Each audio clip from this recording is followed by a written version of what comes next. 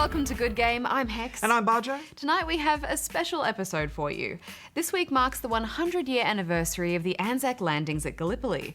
So as part of the ABC's Australia Remembers coverage, we thought we'd ask the question, why do we play so many games about war?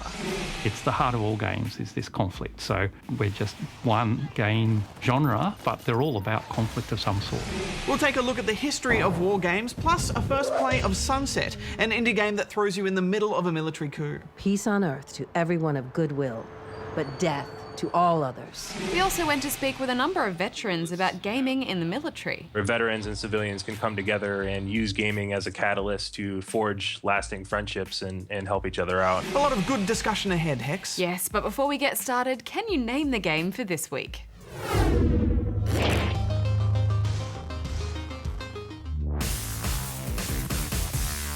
The subject of war has long been one of the cornerstones of gaming. We've all at some point either saved the world or ruled it with an iron fist. And in close to 4 decades, the depiction of war has gone from this to this. That's an amazing evolution. Well, largely driven by technology, sure, but it is fascinating to see the love affair this medium has had with armed conflict.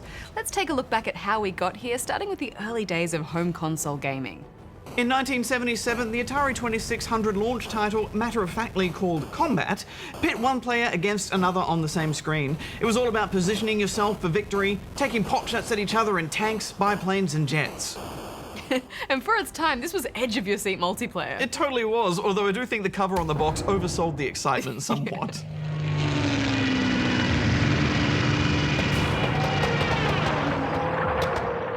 Well, this was an age where the cover art really had to get the imagination going. On the Intellivision console 1 year later was Armour Battle, another war-themed launch title.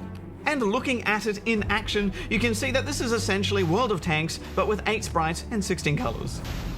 Yeah, but what games like this did was give players the thrill of needing to vanquish, or be the vanquished, which of course is the crux of most war games. In the very early 80s, Atari was doing some pretty amazing things in the coin-op arcades too. Battlezone was an amazing vector graphics 3D experience, one of the first to put players in first person to hunt and destroy enemy targets. And I remember the cabinet had an actual viewfinder you would look through to make it even more immersive. The US Army actually got Atari to make a version of the game to use for training their Bradley fighting vehicle gunners, so there was a video game connection to the actual military even back then. While the arcades were raging, the home computer scene of the 80s with the Commodore 64 and the Apple II were delivering more historically accurate strategy games. Yes, grid and turn-based encounters, which were heavily influenced by what was popular in tabletop gaming. Here in Australia, Strategic Studies Group, commonly known as SSG, were producing games like Battlefront, giving players control over individual units in land battles. Despite how abstract it looks now, it was far from simplistic. You had to take into account different terrain types and juggle all sorts of detailed unit statistics. This more detached, bird's-eye view of war brought us new gameplay mechanics. The fog of war technique first surfaced in Empire War Game of the Century in 1988, and it's now hard to imagine strategy games without it. And one of the first games to attempt real-time strategy gameplay was The Ancient Art of War by Broderbund, a game that pressured you with unit morale and hunger to add to the depth of its paper, rock, scissors gameplay. It paved the way for RTS classics like Dune 2 and Command & Conquer. Games which really drove the strategy genre forward with things like base building and resource management. Sure, this was highly fictionalized warfare, but not having to adhere to historical accuracy allowed for more varied units and faster, more intense gameplay. And over time, the strategy genre has split between games that stay true to a war room-style map-based experience and those that are now about playing with virtual action figures. Just rewinding the timeline slightly, a game that was a bit of a landmark for war gaming was definitely Carrier Command in 1988. It mixed strategy play with the challenge of controlling the systems of an aircraft carrier in real time.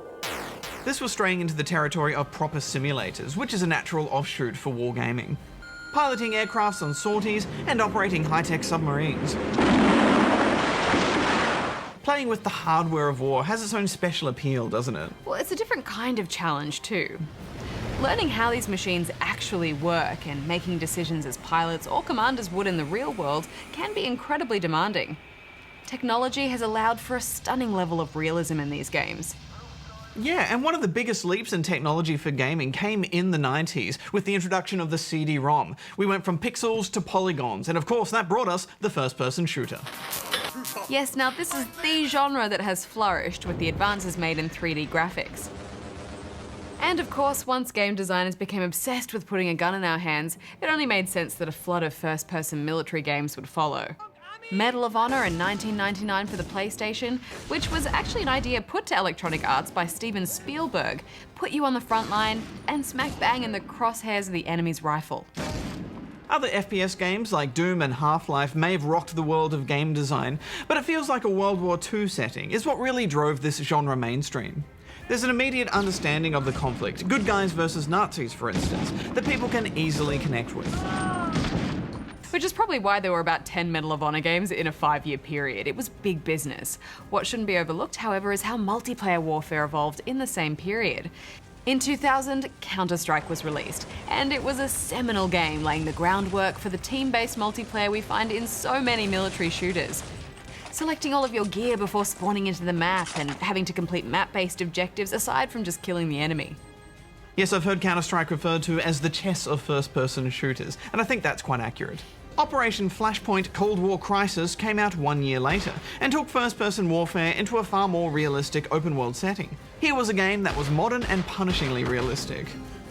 Yeah, it was one of the first to make players approach combat like a real-life encounter. You really had to lay low and pick your battles. Flashpoint's developer Bohemia Interactive has actually been responsible for developing Virtual Battlespace, a full-blown training simulator used by armed forces worldwide, including both the US Army and the Australian Defence Force. 9 o'clock, man, at 100 meters. And of course, they also went on to create the brutal Armour games.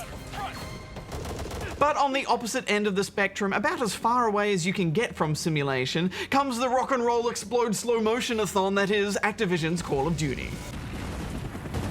This is a series that takes the cinematic version of war to a whole other level. The white-knuckled beach landing at the start of Call of Duty 2 in particular was a defining moment, because it made you feel like one vulnerable soldier caught in the unbridled chaos of infantry warfare. After what seemed like a glut of World War II games, developer Infinity Ward revitalized the genre again with Call of Duty 4 Modern Warfare. An exciting roller coaster of military scenarios that took everyone by surprise at the time. It's been one of the most influential war games in the FPS catalogue for both its single-player campaign and frantic multiplayer game design. But when it came to sandbox combat, you had to head out to Battlefield. From the original Battlefield 1942 to the recent games, they put us in a war experience full of variables and emergent explosive scenarios. Online, Battlefield now focuses more on squad-based teamwork. A good squad wins matches.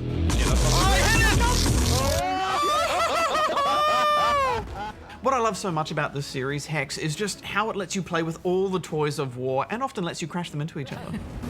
Hey Goose, look up. Oh man! FPS games are a big adrenaline kick and have certainly grown to dominate the war genre for that very reason. However, we've recently seen developers move in another direction to make games that scrutinize all the lasting effects of war. It's a compelling subject. Yes, and to find out more, Goose has gone straight to the source, speaking with a number of developers to find out what makes war such a potent topic.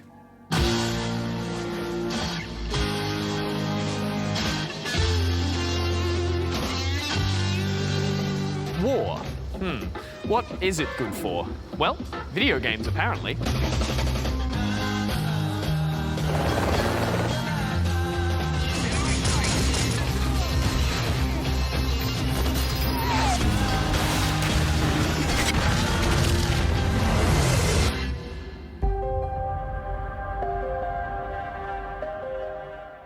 Yes, the instant that technology made it possible, the world of war invaded the realm of video games. And since then, armed conflict has dominated the virtual landscape. So why exactly do mankind's most primitive and destructive acts make for such compelling video games?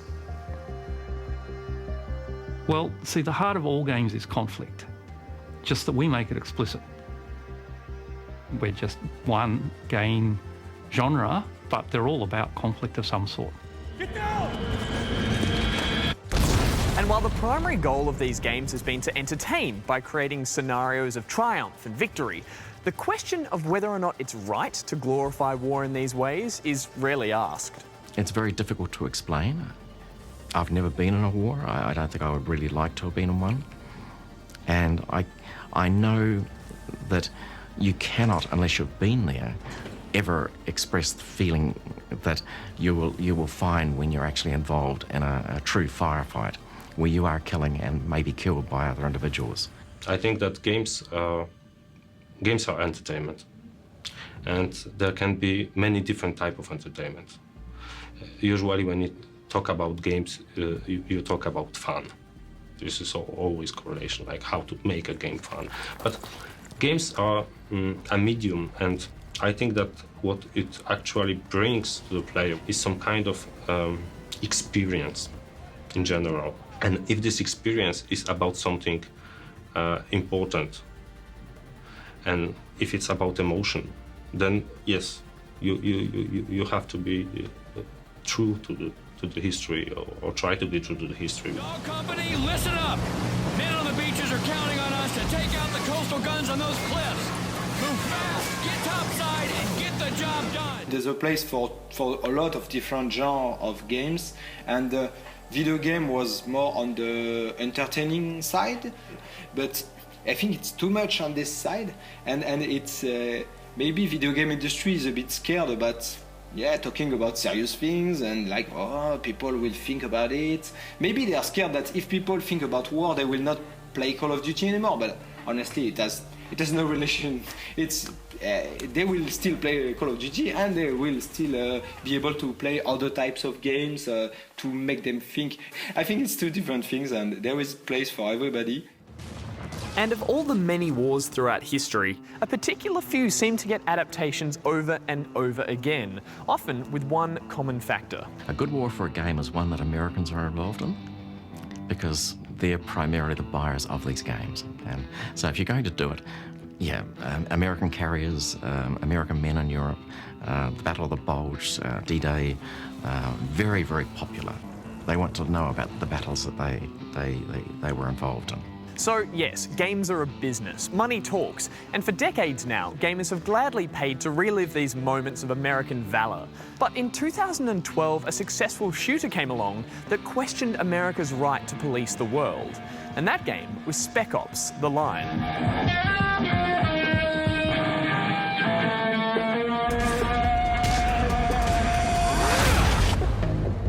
There is a line men like us have to cross.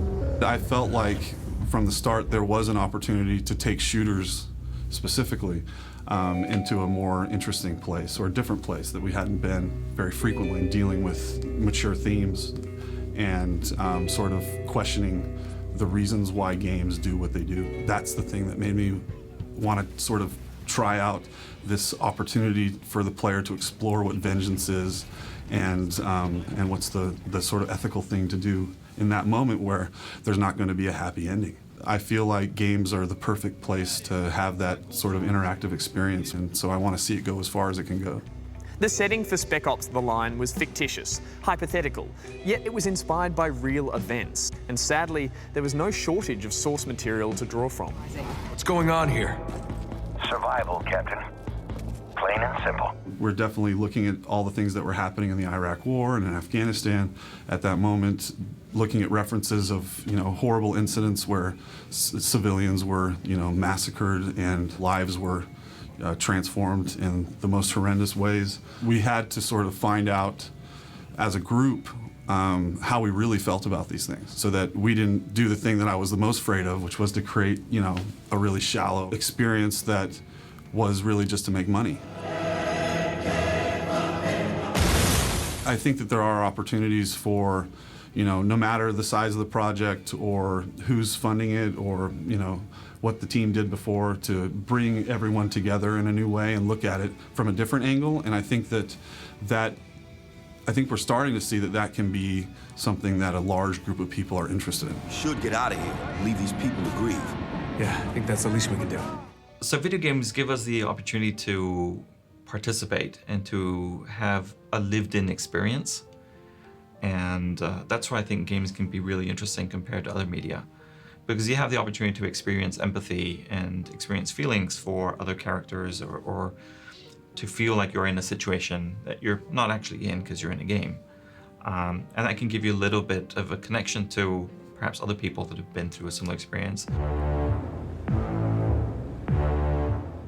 If I were to sit down here and say, hey, I have this idea for a game about being an officer in a passport control office, you know, immigration, people here would think I was crazy, right? No, that's not fun. And no, it's not fun. But to be able to turn that into a game so the players can now engage with this and live through what they're up against and the kinds of snippets of stories that they get from the people they see coming through in a line, I think is interesting. And I'm really excited to see what we'll see in the next couple of years. We really need to talk about war with a human point of view and not the scale of emotion that we have in video game that is totally not realistic, because you see people dying, you see people injured, and you really don't care. And it's not like this in real life. One of the most powerful examples of this style of game was the Polish-made title This War of Mine, in which you control not soldiers, but civilians caught in a war zone. It's mostly about the people who are inside and the personal stories and personal drama that is happening in a conflict that actually is not their conflict. This is something happening over their head. They're just entangled in this.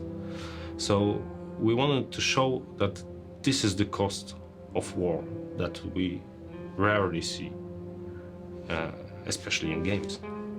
I didn't go to see Schindler's List to have fun, right? So I should think of games in the same way, right? Here's a game I'm going to play because I want to have a certain experience. I want to feel a certain way, right? So people shouldn't be saying, I'm going to play this War of Mine for fun. That seems kind of twisted, right? It's like, here's a game about suffering, about being in a war. It's like, no, I want to learn about this experience. I'm going to feel like a better person at the end of it. I feel like I've learned, I maybe have grown. And in that sense, it's valuable and interesting, but entertainment isn't necessarily the goal. There was some kind of situation during the test that was very surprising. We have a location when there is an old couple living, and we had a girl who went to that location. She needed food and medicines, and she went to the fridge, took some food, to the closet, took some medicines, and then halfway she realized that she's robbing some old couple, and she turned back, put down the food, I mean half of it and half of the medicine. And there was actually no game mechanic that would make her make the decision. She was just feeling guilty, and it was really surprising because it means that she was very immersed in the game, and she was treating all this situation very seriously. While putting players in the shoes of innocent civilians allows games to emulate traumatic emotions so effectively, a lot of standard military games are still missing one of the most important and distressing aspects of warfare, the waiting game. Video games don't tackle, for the most part, the fear, the terror, or even the boredom. Right? If you look at sort of soldiers' accounts of being in a war zone, it's not shooting all the time. Or if it is, it's sort of this relentless dread of sort of shelling where you're just kind of sitting there and just have to wait it out or sit it out. It can be really exhilarating, but they're sort of leaving out the, those moments of boredom that lead to madness, and those sort of little personal stories that actually are the things that make up a wartime experience from what I've read and from the people I've talked to. 2002 saw the launch of a first-person shooter that had an explicit agenda, America's Army. Funded by the US military, it made no bones about its objective, to turn gamers into soldiers.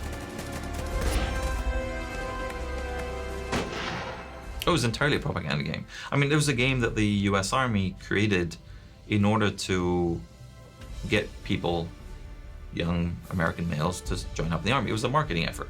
And that's okay, right? It's a game that was designed to get you to know something about the Army, about the Army values, and so on. And they were sort of upfront about that. You do what I say when I say it. Now, get off my bus. To their credit, the Army says this is our recruitment tool. They don't, now that I've gone back and looked at what this game actually is, they're not hiding it, but it is propaganda, and it does come from a very negative perspective, I think.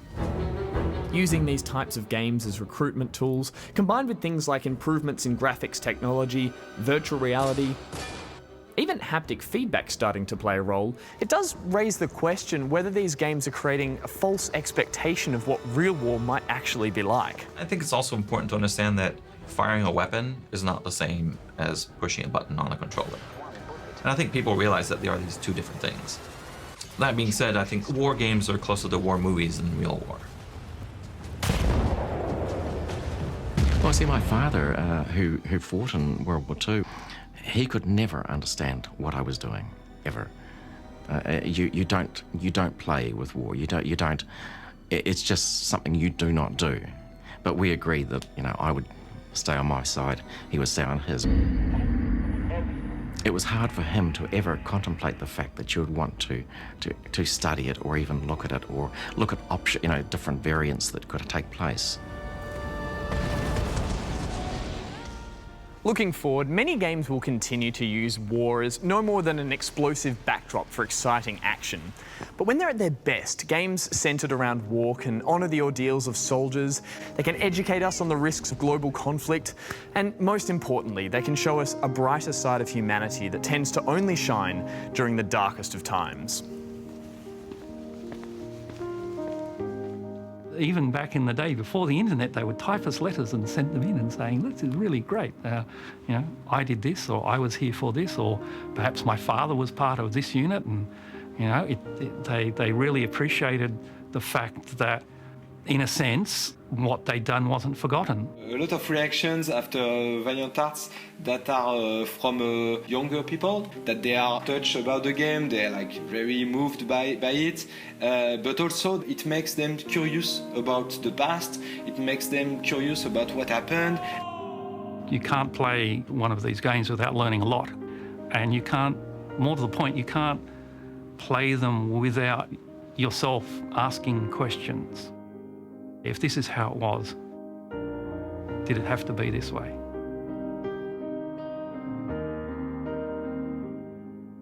It's great that we're starting to see games that have a more indirect approach to the theme of war, and that's something we were able to experience with our first play of the crowd-funded indie game Sunset, which is currently in development.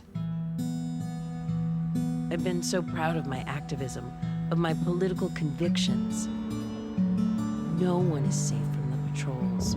Even when the sirens aren't going off, it feels like everyone in the city is grinding their teeth as hard as they can. Cleaning the windows is soothing somehow, even with the smoke rising on the other side of the glass.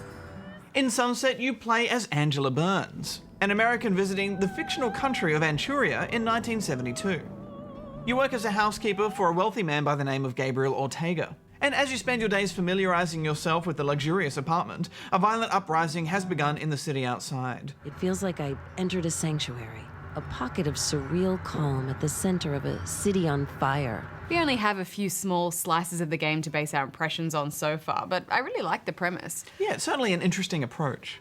The devs likened the experience to that of games like Dear Esther and Gone Home, where the player's role is more passive, looking for clues to a greater picture.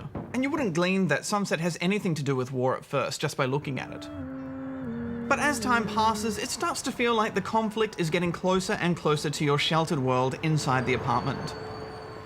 Well, the devs have stated that the inspiration for this game actually came from violent war-inspired action games. But they wondered about the lives of the NPCs and what it must be like to live in a world where war is the backdrop for your day-to-day life.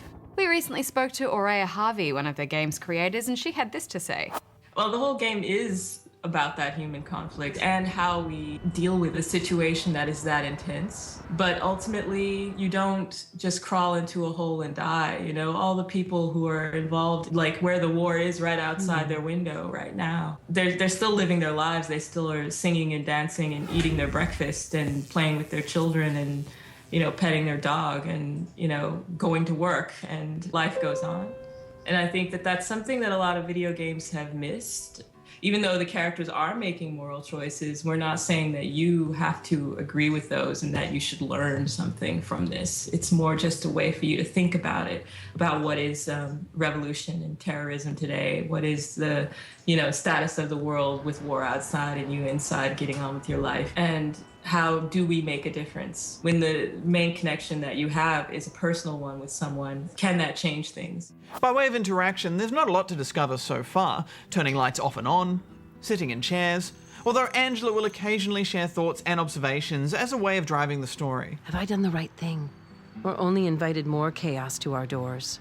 Yes, it turns out Gabriel is a key player in the conflict. Here's some interesting reading material.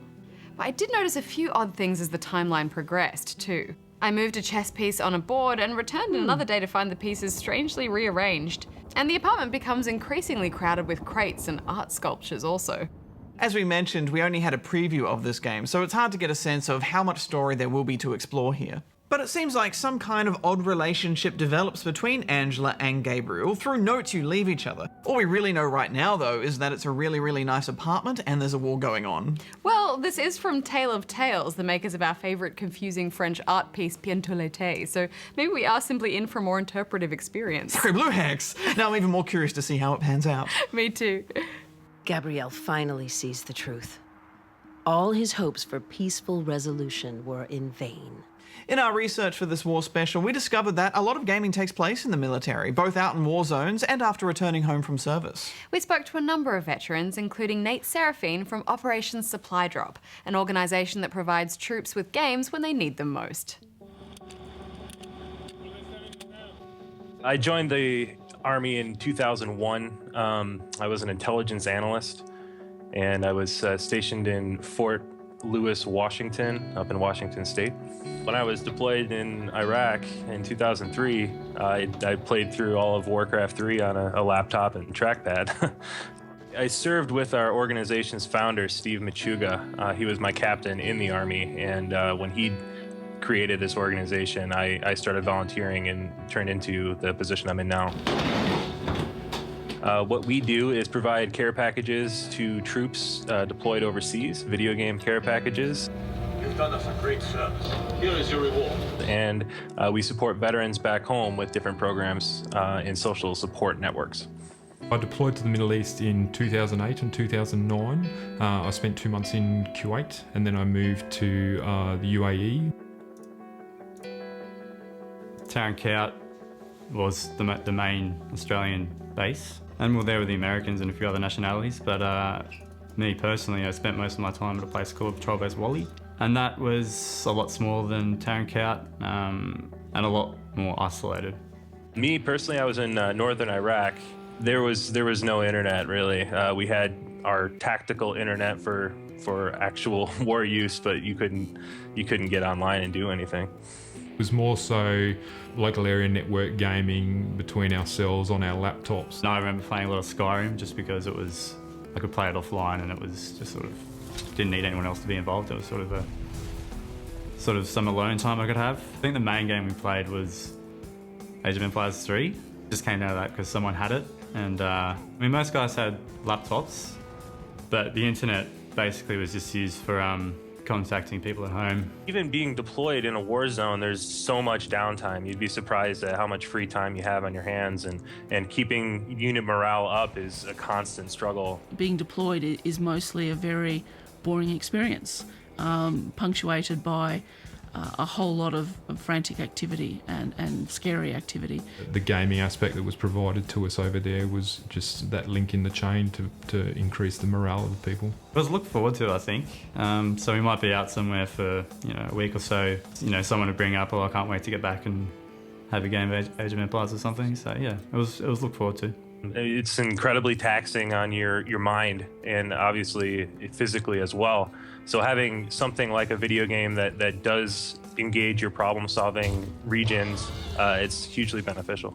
Everyone still wants to play the newest Call of Duty or the Madden games or FIFA. Anything that's popular in the general population is still going to be popular with the military crowd. In with a chance, and that's a fantastic goal. People certainly don't avoid FPS games just because they're in the military. They take them just like everything else. It's a game. It's not realistic, no matter how realistic the developers try to make it. Gaming for us is just a recreational pastime, as with everything else. When we start talking about armed conflicts and the comparison in that, it's a very serious work where this is our job, this is what we do, and it's literally life and death. It's just like when you're watching a badly done war movie and you look and that would never happen. So it's the same with video games. Watching people play Call of Duty or Battlefield, everyone's literally jumping around and you never do that. Nobody jumps. Playing a computer game as a, top-notch soldier is a little bit different to real life. And you need to imagine yourself with a ton of weight on, not having fun, going through some real stuff. I get more involved in video games now than I ever used to. When I got out of the military, I developed some depression stemming from my time served there, and playing video games really helps me cope with that. It wasn't anything real specific. It was just the overall act of gaming was a calming action. You have a world with specific rules, and everything follows the rules, and there's a right thing to do things and a wrong way to do things, and it's calming. We have a lot of people that do benefit from playing video games, and they use that as a coping mechanism to calm themselves down when they need to be, and to reach out and meet new people through gaming communities or online. What we do is set up social support networks, communities around the world, in cities around the world, where veterans and civilians can come together and use gaming as a catalyst to forge lasting friendships and help each other out. So my typical day involves sitting on Skype and setting up teams all over the place. We are sending a supply drop down to the 1st Combat Signal Regiment in Darwin. That'll be coming in the next couple of weeks. They asked to have us outfit their enlisted mess hall with a couple of consoles and multiplayer games. So we're gonna make sure that they're taken care of down there. People that have approached us and said that because of the games that we've given them and donated to the warriors hospitals and everything like that, that they've really come a long way with their recovery, and it's helped them basically get their life back on track. And especially in the field, all of our requests are for anything that's multiplayer. And especially when you're out somewhere without an internet connection, it's good to have a game where you can have multiple people playing on the same console. We have a program called Thank You Deployments, and with our relationships with developers and publishers, we're able to bring veterans, and especially wounded veterans, to larger game shows like PAX or E3 and give them a VIP treatment behind the scenes and allow them to meet some people in the industry and hopefully be able to get jobs in the industry if that's what they desire. We've had several people that have talked to us about how volunteering for us and helping us do the job that we do has saved their life. We've had a lot of people that have attempted suicide and come out the other side realizing that there is a purpose to life, and they can come and help us support the troops and the veterans that we do support every day. And it can be through friendly rivalries or co-op games and everything like that. It runs the gamut, and it's a fantastic thing. Did you name the game for this week? It was Receiver from 2012, an FPS shooter developed by Wolfire Games. It was originally developed as part of the 7-Day FPS Challenge, a competition that asks development teams to come up with a playable first-person shooter within a week. And it's our Name the Game as it attempts to walk the player through the steps of firing a real gun. Proper loading, safety management, and cleaning are all part of the experience. Next week on the show, a game which is very close to my heart, and also known for pulling it out and crushing it. It's Mortal Kombat 10. And a game that has nothing to do with Titanfall or Dark Souls, Titan Souls.